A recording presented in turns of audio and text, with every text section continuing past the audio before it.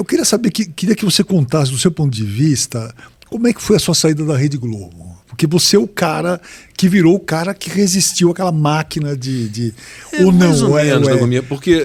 E tem uma, só para complementar, teve uma conversa que eu vi que você teve com o William Bonner sobre repórteres usando camisetas. Isso foi quando começou o projeto G1 em 1 minuto. Então vamos lá, por partes. A história do Bonner.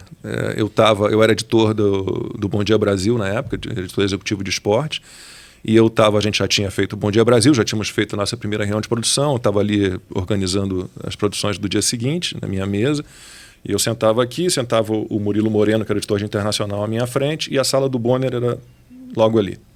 E o Bonner chegava ali por volta de 11h30, 11 e pouco, e a gente tinha um monitor perto da gente, e aí um dia eu olhei para o monitor e estava começando o projeto do tal G1 em 1 minuto, que era um noticiário, um boletinzinho de notícias que o G1 fazia, o pessoal do G1 fazia, e a Globo exibia, na Rede Globo. E era assim, era um menino, uma barba enorme, com aqueles alargadores de orelha, com anel de orelha, com brinco, com piercing, cheio de tatuagem, com uma camiseta cheia de inscrições e tal, dando as notícias. E aí eu virei para o Murilo, esse editor de internacional, falei, Murilo, estou olhando aqui o que ele está falando, mas não estou entendendo nada, prestando atenção em nada do conteúdo, nada das informações. Porque eu estou ali tentando entender o que ele tem de tatuagem no braço, olhando o piercing, lendo o que está escrito na camiseta dele. Falei, Murilo, isso é tão básico, né? Isso a gente aprende no primeiro período, na primeira cadeira de televisão. Existe o que a gente chama de vídeo vampiro, que é uma imagem, algo que suga a sua atenção. Então, por que televisão você não pode ter uma mulher com muito decote? Porque você vai ficar atento ao decote, com brincos muito grandes, transparência, sobreposição de roupa, maquiagem exagerada, nada do que tiraria o foco para o que é principal, que é a notícia, poderia estar ali. E aí eu comentando com o Murilo, falei, por que o cara não está com a camisa social fechada para não ver as tatuagens? Por que ele não está sem essa quantidade de informação que ele tem na orelha? E isso chega o Bonner. Falei, Lacombe, porque eu participei deste projeto. E é exatamente isso, a gente quer mostrar que a Globo é uma emissora jovem e está ligada nesse novo jornalismo digital. Eu falei, sim, vocês poderiam ter feito isso com o mesmo menino, jovem, com o mesmo cenário descolado, né? Só que sem a camiseta cheia de inscrições, com uma camiseta social lisa, sem a quantidade de brincos e acessórios que ele usa, sem as tatuagens. A gente estaria também entendendo, é um jovem num ambiente descolado, com uma linguagem um pouco mais coloquial ainda do que normal, mas, né, sem te oferecer um monte de... É o jornalismo woke. Então, porque o importante é a informação. De novo, o importante é a notícia. E, talvez não seja mais, Lacombe. Eu acho que em raros lugares, aqui na Oeste ainda ainda temos aí alguns poucos veículos que seguem fiéis à religião dos fatos, mas não somos a maioria. Mas a Globo, na minha época, eu comecei na Globo em 92, né, e fui para Santa Catarina, fiquei 5 anos na afiliada em Santa Catarina, na RBS TV na época, 92 e 97. Em 97 voltei para o Rio, então fiquei de 97 a 2017. Ali 3 anos mais ou menos como repórter da Globo, fazendo reportagens para todos os jornais. Depois eu fui para a Globo News, fiquei quase 5 anos na Globo News como apresentador, e aí fui para o esporte, 14 anos no esporte. A Globo, na época, ela tinha um jornalismo bem diferente. Eu tive como diretor o Evandro Carlos de Andrade, que eu acho sempre achei um grande jornalista. Alice Maria, que é meu ídolo maior no jornalismo, que é uma grande jornalista. Então eu tive momentos muito, muito bons ali na Globo. E a Globo foi extremamente correta comigo. Muito correta. As pessoas, você fala mal da Globo. Não falo mal da Globo. Eu tenho críticas ao jornalismo que a Globo faz hoje. Na minha época, eu não passava por isso. A gente achava que a emissora era isenta, era equilibrada, era comprometida com os fatos, né? E isso mudou. As minhas críticas não são à empresa. São ao jornalismo que é feito hoje. Por quê? Quando eu estava no esporte, em 2017, era uma sexta-feira, janeiro de 2017, eu estava saindo de férias, era o meu último dia de trabalho. E já estava indo embora da emissora, o diretor da gente, o Renato Ribeiro, o diretor de esporte, me chamou para uma conversa na sala dele. Fui lá, ele falou, olha, seu contrato vai vencer em maio de 2017, a gente vai ter uma série de cortes, vamos ter que cortar muito nosso orçamento. O seu é o primeiro contrato grande que vence, e eu tentei de tudo para te manter, porque eu gosto muito de você é um cara muito competente, sempre pude contar com você. O Renato realmente é um cara que eu tenho em alta consideração, tivemos uma parceria muito longa, está lá até hoje ainda, ele é muito competente, muito gente boa. E ele me avisou nesse dia, olha, seu contrato não vai ser renovado.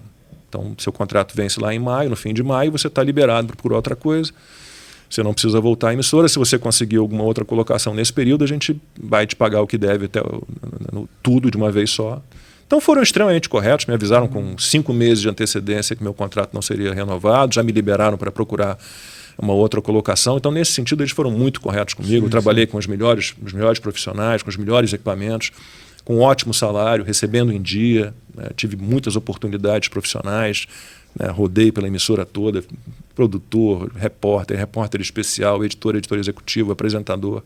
Viajei o Brasil inteiro, viajei boa parte do mundo, né? pela Rede Globo. Então, assim, eu tenho enorme admiração pela empresa, mas o jornalismo que a Globo faz hoje é abaixo da crítica. Né? Não é um jornalismo fiel aos fatos. Né? E um duplo padrão assim o tempo inteiro.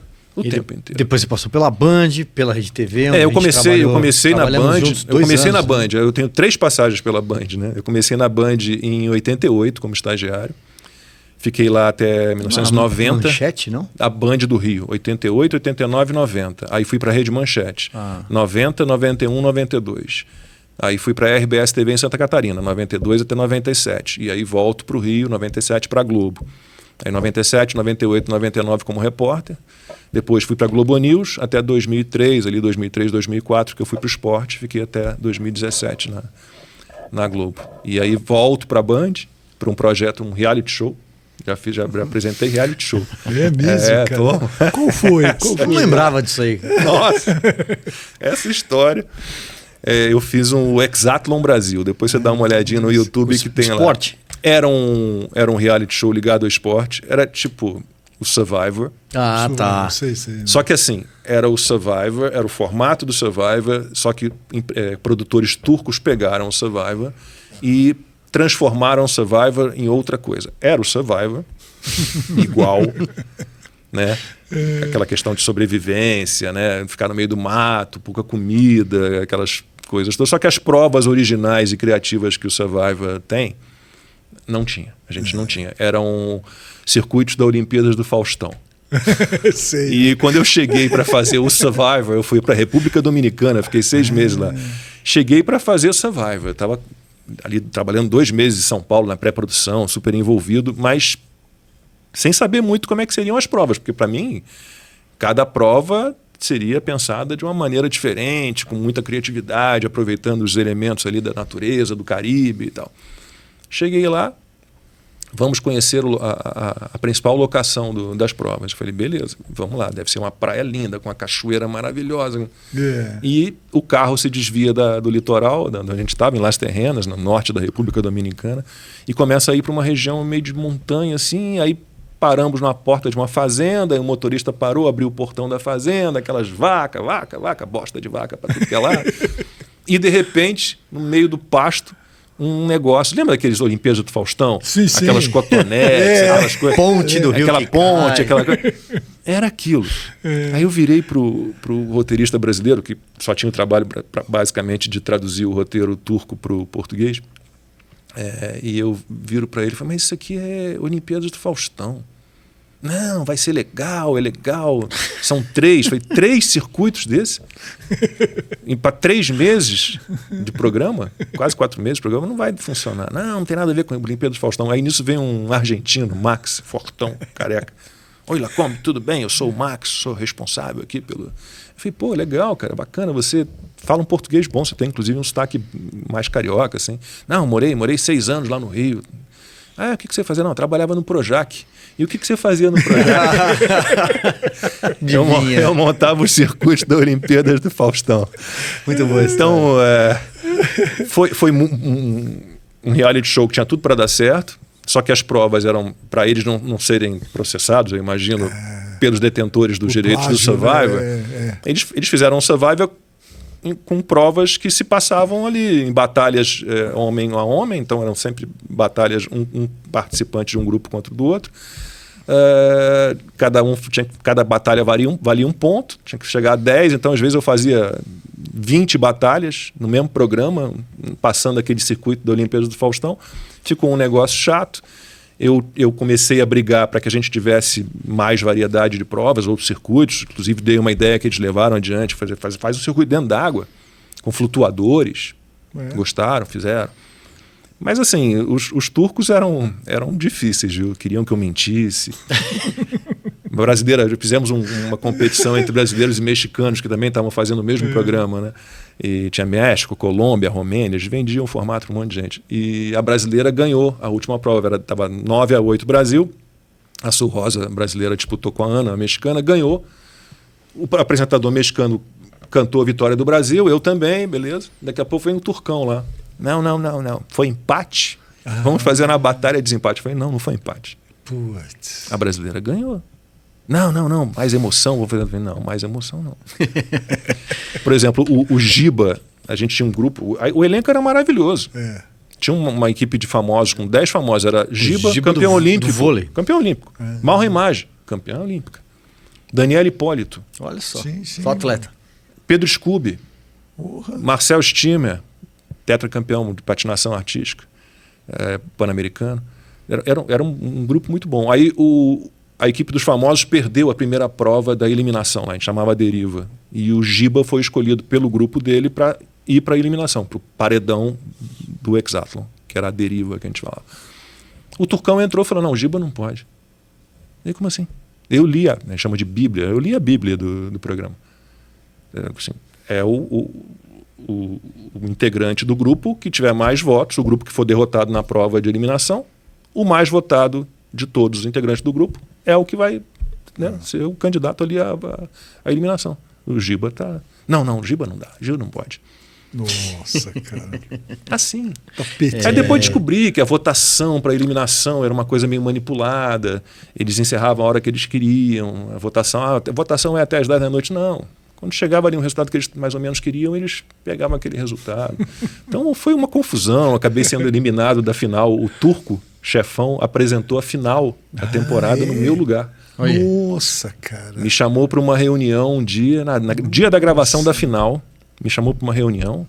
Ele, os diretores dele, uns capangas dele, lá, uns seguranças dele. E me diz assim...